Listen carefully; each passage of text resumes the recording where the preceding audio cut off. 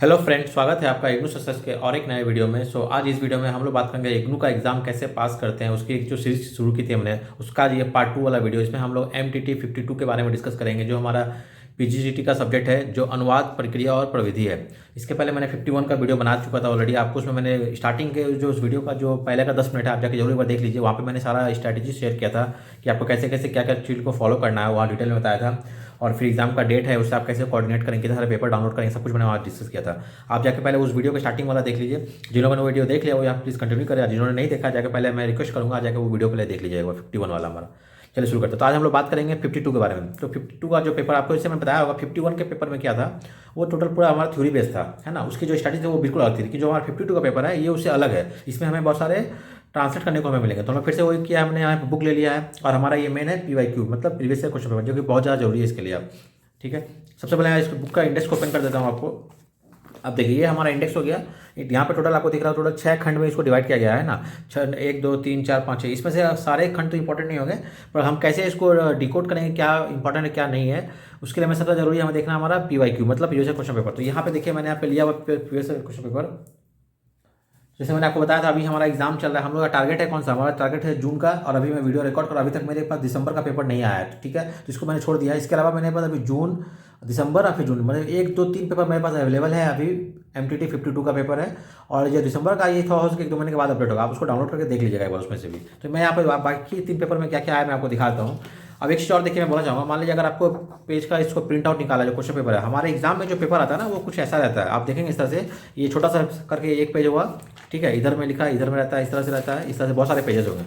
और जब इग्नू अपने साइट पे अपलोड करती है, तो वो PDF फॉर्म में अपलोड करती है, तो उनका सिंगल सिंगल पेज रहता है। अगर जब उसको आप प्रिंट आउट लोगे मान लीजिए, तो बहुत सारे पेजेस हो जाएंगे। आप क्या कीजिए, प्रिंट लेने के टाइम पे क्या कीजिए, आप क्या कीजिए, पर शीट 4 साइट सेलेक्ट कीजिए। देखिए यहाँ पे क्या किया मैंने, ये सेम मेरा एक A4 साइज पेज ही है, बट मैंने यहाँ पे क्या किया है, 1 2 3 अब 4, मैंने एक पेज में मेरा 4 पेज आ गया एक्चुअली। तो जब प्रिंट आप देंगे तब वहाँ पे 4 शीट पर पेज कर दीजिएगा, तो क्या हुआ, एक पेज और ये 2 पेज, 2 पेज में आपका जो है पूरा प्रिंट आपका कंप्लीट हो जाएगा, ठीक है। अगर आप प्रिंट निकाल रहे हैं, अगर नहीं निकाले, मान लीजिए मोबाइल से देख के आप करना चाहते हैं, वहाँ से भी कर सकते हैं, कोई दिक्कत नहीं है। पर मैं बोलूँगा अच्छा होगा आप जाके किसी कैफे में जाके जो भी आप मिलता है प्रिंट आउट का, मान लीजिए आप निकाल लीजिएगा, सुविधा होगा। या फिर आप अगर उसका PDF डाउनलोड किए हुए अपने फोन में, तो वहाँ से आप क्या कीजिए, एक पेज में अपने हाथ से सारे क्वेश्चन को लिख लीजिए, कौन कौन सा क्वेश्चन आया हुआ है, आपको थोड़ा आइडिया हो जाएगा। स्पेशली इस वाले पेपर में ऐसा बोल रहा हूँ, क्या ऐसा बोल रहा हूँ, मान लीजिए मैं आप दिखा रहा हूँ, ये देखिए हमारा पेपर हो गया। तो ये जो पेपर मैंने खुद अटेंड किया वो था। अब पेपर का फॉर्मेट क्या आप देखिए, पहले वाले पेपर में क्या था, सारा थ्योरी था क्वेश्चन, हर एक क्वेश्चन 20 मार्क था वहाँ पर, है ना। और एनी 5 मुझे करना था। पर इस वाले में क्या हुआ, इसमें अंतर हो गया है। देखिए जो प्रश्न पत्र हमारा ये 2 भागों में डिवाइड है, ठीक है। पहले भाग में क्या आ रहा है हमारा, यहाँ पर दिया बोला है किन्हीं 3 प्रश्नों के उत्तर दीजिए। ये हमारे 60 नंबर का है, मतलब इसमें क्या किया उन्होंने, 1 2 3 4 और 5, टोटल 5 प्रश्न आ रहे हैं भाग 1 में। और 5 में से हमें 3 प्रश्नों का उत्तर देना है, ठीक है। और वो हर एक प्रश्न 20 नंबर का, ये हमारा हो गया 60 नंबर। अब फिर एक दिया भाग 2 करके दिया। भाग 2 में फिर जैसे मेंशन किया, यहाँ पे देखिए पहले 5 नंबर का एक आ रहा है आपका अंग्रेजी अल्फा, ये हमारा दिया हुआ है वर्ड्स वगैरह, इसको एज ए डिक्शनरी के साथ हमें अरेंज करना है, ठीक है। और फिर यहाँ पे 5 दिया है, जिसको हम लोग रोमन और देवनागरी में इसको लिखना है, वो दिया है। और उसके बाद फिर पीछे अगर आप टर्न करेंगे, तो फिर यहाँ पे देखिए 10 नंबर का हमें दिया है एक हिंदी में अनुवाद, और फिर 10 नंबर का एक दिया हमें अंग्रेजी में अनुवाद। और फिर सबसे लास्ट में एक 10 नंबर का और दिया हमें, वो क्या दिया हमें, पुनरीक्षण करना, ठीक है। मैं बताता हूँ। अभी आपको याद होगा, जैसे मैंने आपको बताया था कि अपना जो असाइनमेंट है आपको खुद से बनाया, आपको मैंने पीछे में बताया था। अगर आप इसका असाइनमेंट है क्वेश्चन पेपर ओपन कीजिएगा, आपको याद से देखिए रहा, तो वहाँ पे सेम टू सेम पहले कुछ क्वेश्चन थ्योरी के थे, फिर डिक्शनरी में अरेंज करना था, फिर यहाँ पे था रोमन देवनागरी में लिखने के लिए, और फिर पीछे उसका दिया हुआ था, उसका सारा अनुवाद करने के दिया था, एक अनुवाद करके, फिर यहाँ पे दिया था उसका पुनरीक्षण करना। मतलब कहने का क्या है, जो पैटर्न वहाँ था वही पैटर्न आपके एग्जाम फॉर्म में भी है। तो अब इसको आप कैसे डील करेंगे, अब ये डिपेंड करता है कि आपका नेचर कैसा है। मतलब मैं जैसे बताऊँ पर्सनली मैंने क्या किया, मैं इसका जो पार्ट 2 है, जो 40 नंबर का आ रहा है, ये थोड़ा ईजी है करना। क्यों ईजी है, क्योंकि जो पहला पार्ट 1 है इसमें ज़्यादा क्वेश्चन थ्योरी के आपके, ठीक है। और जो पार्ट 2 है उसमें हमें क्या किया गया, यहाँ पे देखिए हमें दिया ट्रांसलेट करना। और ये कहने के थोड़ा सा ईजी है कंपेयर टू अगर थ्योरी वाले पार्ट में। मतलब अगर आपको थोड़ा बहुत भी आइडिया है ट्रांसलेट कैसे करते हैं, तो आप ये वाला पार्ट आराम से कर पाओगे। तो आपको क्या करना है, आपको लाना है पासिंग मार्क्स है 40, अगर आपको जस्ट पास करना है तो आपको दोनों सेक्शन से प्रॉपर देना है, फोकस करना है, ताकि मैं अच्छे से इसको कर पाऊँ। अब जो पहला वाला है पार्ट, अब देखिए यहाँ पे कैसे कैसे क्वेश्चन आया। तो यहाँ पे 1 2 3 6 खंड है, मैंने यहाँ पे कुछ मार्किंग किया। मुझे लगता है जिसमें से आप अगर खंड 5 हो, ऐसे खंड 1 और खंड 2, ये 2 तो आप जरूर कीजिए, मैं बोलूँगा ये बहुत ही बेसिक है। खंड 1 में दिया हुआ अनुवाद की प्रक्रिया क्या, वो चीज़ दिया है। दूसरा फिर खंड 2 में क्या किया ना, अनुवाद के कितने तरह के टाइप्स है, मैंने रूपांतरण, सारानुवाद, भावानुवाद, आशुवाद, ये यहाँ दिया हुआ है। ये 2 से ज़्यादा क्वेश्चन बने हुए हैं, मैं आपका दिखा दूंगा। देखिए यहाँ पर पहला क्वेश्चन, अब इसमें से क्या है, देखिए 5 क्वेश्चन थे, इसमें पहला क्वेश्चन है 20 नंबर का लॉन्ग क्वेश्चन है। फिर सेकंड वाले क्वेश्चन में क्या कर रहा है, वो लोग 350 का 2 क्वेश्चन दे रहे हैं टिप्पणी लिखने के लिए। फिर थर्ड वाला लॉन्ग है, फोर्थ वाला लॉन्ग है, और फिर से फिफ्थ नंबर फिर से आ रहा है 2 टिप्पणी के लिए। मतलब आपको सेलेक्ट करना है कोई 5 इसमें से, लेकिन अगर आप ये वाला सेलेक्ट करते हैं मान लीजिए, आपको यहाँ पे 2 छोटे छोटे लिखने पड़ेंगे, और अगर आप ये 3 और 4 लेते हैं तो आपको यहाँ पे लंबा लेना पड़ेगा 20 नंबर का। और इसमें सबसे बड़ा शॉर्टफॉल क्या है इस पेपर में, मुझे लगता है टाइम की बहुत ज़्यादा कमी होगी। मेरे एग्जाम में खुद मेरे 3 क्वेश्चन छूट गया था, मेरा ये 20 नंबर का क्वेश्चन मार्क किया, मैं लिख नहीं पाया, छूट गया, और एक 10 नंबर 30 नंबर मैं यहाँ इसमें छोड़ कर आया इस वाले पेपर में। 70 का ही मैं पेपर देकर आया, इसमें मुझे 45 मार्क्स मिले फिर भी, क्योंकि मैंने सेकंड वाला पार्ट ज़्यादा फोकस किया, इसको मैंने अच्छे से किया था। ये वाला पार्ट मैंने शुरुआत भी यहीं से किया था, मैंने इसको अच्छे से प्रॉपर किया, और इसमें तो टाइम नहीं बच पाया मेरे, हो नहीं पाया। इसलिए इस पेपर में आप बहुत ध्यान रखिए, आपको टाइम प्रॉपर मैनेज करना पड़ेगा, ठीक है। अब बाकी जो 3 का पार्ट है आप इसको यहाँ से कीजिए। तो अब मैंने बताया खंड 1 आप कर लीजिए, ठीक है, खंड 2 आप भी पूरा अच्छे से कीजिए। अब जो खंड 3, 4, 5 है, इसमें से मैं देखिए 4 को मैंने टोटली छोड़ दिया था, क्योंकि यार यहाँ ऑप्शन आपको फिर भी मिल रहा है ना, 5 में से आपको 3 ही आंसर करना है। अब इतना सारे पढ़ के इसमें से 3 क्वेश्चन तो आपको मिल ही जाएंगे, अगर आप खंड 1 खंड 2 पूरा अच्छे से कर लेते हो प्रॉपर तरीके से, एटलीस्ट 2 क्वेश्चन आपका बन जाएगा। अब करना आपको मतलब 3 क्वेश्चन ही है, तो आपको 2 क्वेश्चन इसमें से ही मिल जाएगा आपको। तो इसमें से खंड 4 को आप छोड़ सकते हैं। बाकी 3 और 5 में एक चीज़ और मैं बोलना चाहूँगा यहाँ पर, 5 वाला थोड़ा ज़्यादा अच्छा है, आप थोड़ा आपको ईजी पड़ेगा, मतलब तो आप चीज़ों को ना समझ पाओ। इसमें क्या क्या दिया हुआ लिखा है, मशीनी अनुवाद क्या होती है, कंप्यूटर कोर्स और ऑनलाइन कोर्स में क्या अंतर है, मतलब जो ऑनलाइन डिक्शनरी है जो कंप्यूटर में चेक करते हैं मतलब वो क्या है। तो ये थोड़ा चैप्टर मुझे पर्सनली थोड़ा अच्छा लगा, इंटरेस्ट लगा, कंपेयर टू इससे ये ज़्यादा ईजी पड़ेगा आपको। अगर इसको आप पढ़ोगे आपको ना, तो आपका जो भी प्रैक्टिकल लाइफ में हम देखते हो जैसे अनुवाद हम लोग करते हैं, आपको वो चीज़ यहाँ देखने को मिलेगी, तो आपको थोड़ा ईजी पड़ेगा, आप इसको अटेंड जरूर कीजिएगा। और फिर सबसे लास्ट में दिया है इकाई 19। अब यहाँ पे एक चीज़ हो गया, तो ये मेरा हो गया पहला पार्ट में आप खंड 1, खंड 2 और खंड 5 ये 3 खंड को अच्छे से कीजिए, ताकि आपका जो पहला पोर्शन है 60 मार्क्स का आ रहा है, एटलीस्ट 2 क्वेश्चन आप वहाँ से प्रॉपर कॉन्फिडेंस से अटेंड कर पाएंगे। अब आते हैं अगर खंड 2 वाले पे, यहाँ पे दिया है, पहला दिया 5 नंबर का है, आपको दिया ये डिक्शनरी में अरेंज करना है। तो ये कैसे करना है देखिए, ये चैप्टर 10 में ये वाला दिया हुआ है, कोष की उपयोगिता क्या, आपको ये वाला चैप्टर का अगर पढ़िएगा आप यहाँ पर तो आपको ये मिलेगा। हालांकि देखिए ये वाला खंड भी थोड़ा आसान ही है, अगर आप पढ़ोगे आप मान लीजिए तो आप क्या ज़्यादा अच्छा कॉन्फिडेंस रहोगे, क्योंकि इसमें से मुझे केवल खंड 4 को अगर आप छोड़ दो ना, बाकी ये 3 और 5 ये सारा ईजी है करना। स्पेशली जो ये वाला कोर्स मतलब डिक्शनरी होता है, तो डिक्शनरी कितने तरह का होता है वो इसमें दिया हुआ है, और इसको कैसे यूज करते हैं वो भी इसमें दिया हुआ है। तो ये वाला थोड़ा आप पर्सन को ईजी, आप इसको भी कीजिएगा तो आप कर सकते हैं। मतलब मेरा कहना है आप 1, 2, 3 और 5 इन 4 खंड में से अगर आप कोई 3 भी अगर अच्छे से कर पाते हैं ना प्रॉपर, आपको जिसमें सुविधा मिला आप वो कर कीजिएगा, तो आपको यहाँ पे क्वेश्चन अटेम्प्ट हो जाएंगे, क्योंकि यहाँ पे ऑप्शन फिर भी आ रहे हैं, आपको मौका मिलेगा आपको करने का। यहाँ देखिए क्या दिया हुआ है, अनुवाद में उपयोगिता के संदर्भ में विभिन्न प्रकार के कोषों की परिचय कीजिए। अब यहाँ वही पूछा है, सेम क्वेश्चन यहाँ दिया, कोषों के कितने प्रकार है, उसकी उपयोगिता क्या, वो यहाँ पे आया हुआ एक्चुअली 20 नंबर का दिया लिखने के लिए। तो इसलिए आपको ये वाला करना है। इसमें से खंड 2 जो इस करने आपको ये मिल जाएगा। फिर यहाँ पे दिया है देवनागरी और रोमन में लिखना, ये आपको चैप्टर 8 में मिलेगा। चैप्टर 8 कहाँ है, ये वाला जो दिया ना लिप्यांतरण और लिप्यंतरण, पेज नंबर 210 पे जाइएगा, वहाँ पे आपको दिया हुआ है कैसे कैसे हमको लिखना है रोमन और देवनागरी में। आपको यहाँ से ये 5 क्वेश्चन आ रहे हैं, इसमें से देखिए क्या है वो एक्चुअली क्या है, यहाँ पे दिया बहुत सारा 8 है, उसमें से आपको करना मात्र 5 ही है। तो इसमें से कुछ हिंदी का इंग्लिश को मिक्स करके दिया उन्होंने। ठीक वैसे यहाँ पर जो है शब्दों का अंग्रेजी वर्णमाला में व्यवस्थित कीजिए, यहाँ पे दिया, इसको पूरा हमको अरेंज करना है अंग्रेजी वर्णमाला में।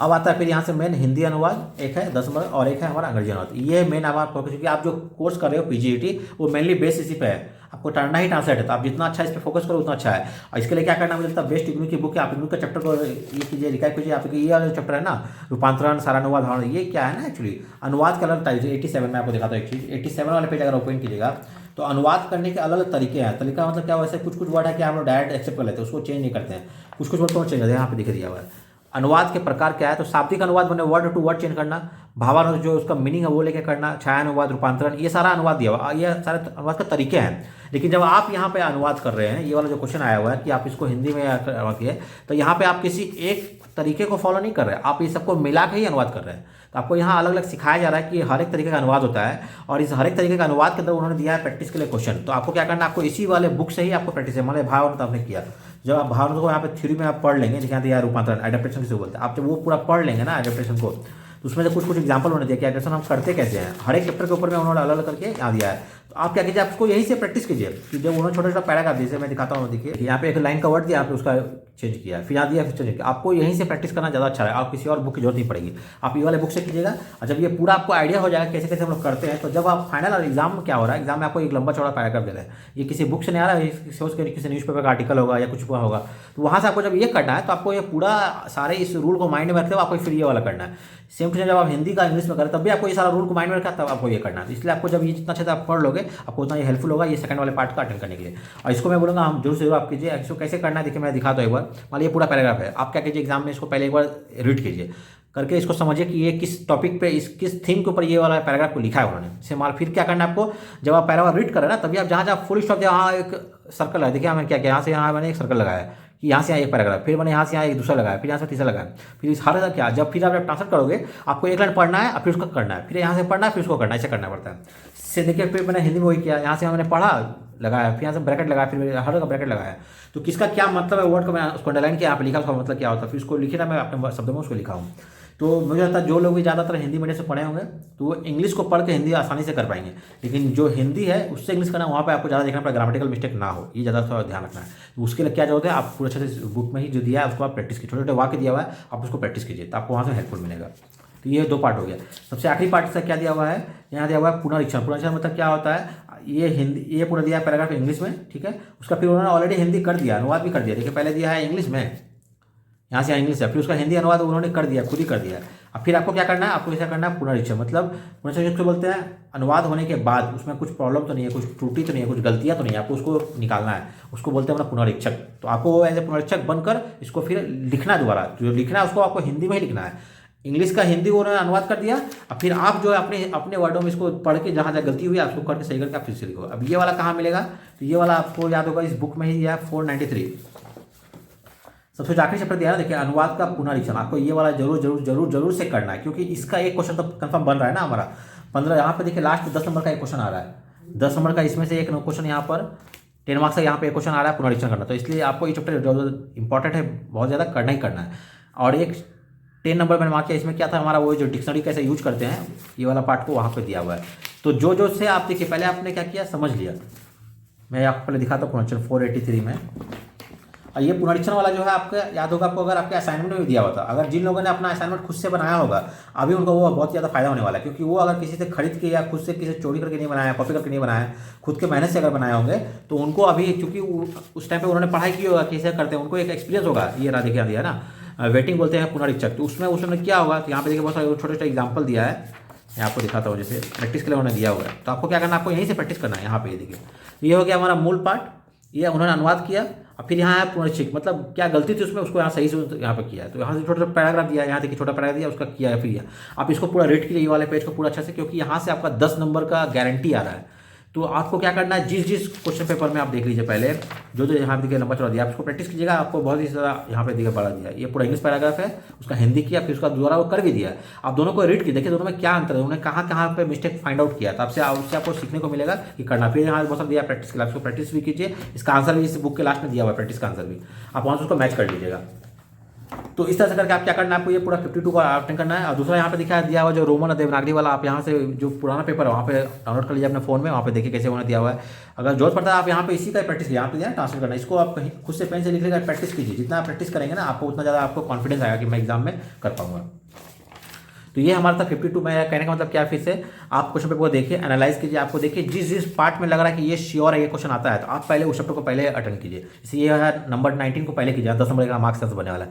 नंबर 10 को कीजिए, यहाँ से 10 नंबर का बने, 10-20 नंबर का नहीं हो जा रहा है। और ये वाले में क्या है ना, शॉर्ट है, अगर आपका सही हो रहा है आपको पूरे मार्क्स मिल जाएंगे। अब पहले वाला जो थ्योरी वाला क्या आप कितना भी अच्छा लिख लो मान लो, तो वो डिपेंड करता है जो चेक कर रहे हैं वो कैसा आपको नंबर देने वाला है उसके ऊपर डिपेंड करता है। लेकिन इस सब में क्या आपका नंबर श्योर है, अगर ये सही हो आपको 10 में 10 मिल जाएंगे पक्का। और आपको लाना कितना है, आपको लाना है 40 मार्क्स पासिंग के लिए आपका, हालांकि टारगेट रखिए 50 नंबर लाने का, ताकि आराम से उसका हो सके। लेकिन जो आपका थ्योरी वाला क्वेश्चन है आज को इसको करना, तो आप क्या कीजिए, मान लीजिए पेपर मिला, आप पहले 2 क्वेश्चन यहाँ से लिख लीजिए, आपको जहाँ इजी आपको 2 क्वेश्चन पहले ये लिख लीजिए, फिर चले आइए ये वाला पार्ट पे, फिर वापस आके फिर लास्ट में क्वेश्चन लिखिए, क्योंकि इसमें टाइम का मैनेज करना बहुत ज़्यादा जरूरी है। MTT 52 पेपर थोड़ा लेंदी है ये वाला, मैं ये बोलना चाहूँगा। बाकी इसका जो थ्योरी पार्ट आप यहाँ देख लीजिए, आपको जो सही लग रहा है, तो ये टोटल आपके ऊपर है, आपको कौन सा चैप्टर छोड़ना है अटेंड करना है, आप उसको देखिए, आपको जो इजी लग रहा है आप उसको कीजिए। जहाँ मुझे लग रहा है कि ये डिक्शनरी वाला पार्ट इजी होगा, आप उसको पढ़िए एक बार, है ना। फिर ये वाला क्वेश्चन अनुवाद की प्रक्रिया क्या है, आपको मैंने हर एक, मैं बोलूँगा 51, 52, 53 हर एक पेपर में आपको पता नहीं अनुवाद है क्या एक्चुअली, वो आप हर एक पेपर में लिख कर रहिए। मैं बोलता हूँ आपका 1 नंबर तो वहाँ से मैंने एक क्वेश्चन आपका श्योर अटेम्प्ट हो जाएगा, क्योंकि आपको पता है अनुवाद क्या है, डेफिनेशन क्या है, कैसे करते हैं, क्या तरीका है उसका, भावानुवाद क्या, रूपांतरण क्या है, ये आपको ये करना पड़ेगा। यहाँ पे इंपॉर्टेंट आंसू अनुवाद, ये भी बहुत इंपॉर्टेंट है। आंसू मतलब क्या होता है, मौखिक मतलब ओरली अनुवाद करना। तो आप अगर जब आप क्वेश्चन पेपर को एनालाइज कीजिएगा कौन कौन सा क्वेश्चन पहले आया हुआ है, फिर देखिए कौन कौन सा क्वेश्चन रिपीट हो रहा है, तो आपको ज़्यादा वहाँ से आइडिया, अनुवाद का प्रकार दिया है। फिर उसके पहले वाले पेपर में अगर देखिएगा तो यहाँ पे फिर से अनुवाद के विभिन्न प्रविधि दिया हुआ है, अनुवाद का सारा अनुवाद, भावानुवाद क्या है, देखो यहाँ पे देखिए आंसू अनुवाद क्या है, देखिए आपको सारा डायरेक्ट क्वेश्चन यहीं से मिल जाएगा। तो अगर आप कुछ भी नहीं कर रहे हैं, मान लीजिए एक टॉपिक को पढ़िए, एक व्हाइट शीट लीजिए, उसमें 4-5-6 की पॉइंट लिख लीजिए कि हाँ अगर आंसू अनुवाद आएगा तो मैं ये पॉइंट को लिखूंगा, बाकी आप बनाकर वहाँ लिख लोगे, ये अपने ऊपर रखिए भरोसा कि आप कर लोगे। तो ये पूरा डिटेल हमारा MTT 52 की ये स्ट्रैटेजी थी। आप इसको पेपर को एनालाइज कीजिए, आपको जिस पर्सन लगा ज़्यादा आसान है आप पहले उसको अटेम्प्ट कीजिए, कोई दिक्कत नहीं है। आप पार्ट 2 को पहले कर सकते हैं, बाद में पार्ट 1 कर सकते हैं। लेकिन होता क्या है कि इसमें ज़्यादा ये जो ट्रांसलेट वाला पार्ट है ज़्यादा टाइम लगता है, और थ्योरी वाला आप जल्दी जल्दी आप लिख लोगे। तो पहले का कुछ 3 घंटे का पेपर है, आप उसके पहले 1 से 1.5 घंटे के अंदर अंदर में आप ये वाला पार्ट कंप्लीट करिए। यहाँ 3 क्वेश्चन है ना, आप 2 क्वेश्चन कम से कम ले लीजिए, ये वाला पार्ट को फिनिश कर दीजिए। फिर लास्ट में टाइम बचेगा जब, तो आराम से आप इसको अच्छे से पढ़ के कीजिएगा ट्रांसलेट वाला, इसमें थोड़ा टाइम चाहिए। उम्मीद करता हूँ चीज़ आपको क्लियर हो गई होगी। इस तरह फिर मैं बहुत जल्द अपना MTT 53 का वीडियो लेकर आने वाला हूँ। मिलते हैं अगले वीडियो में।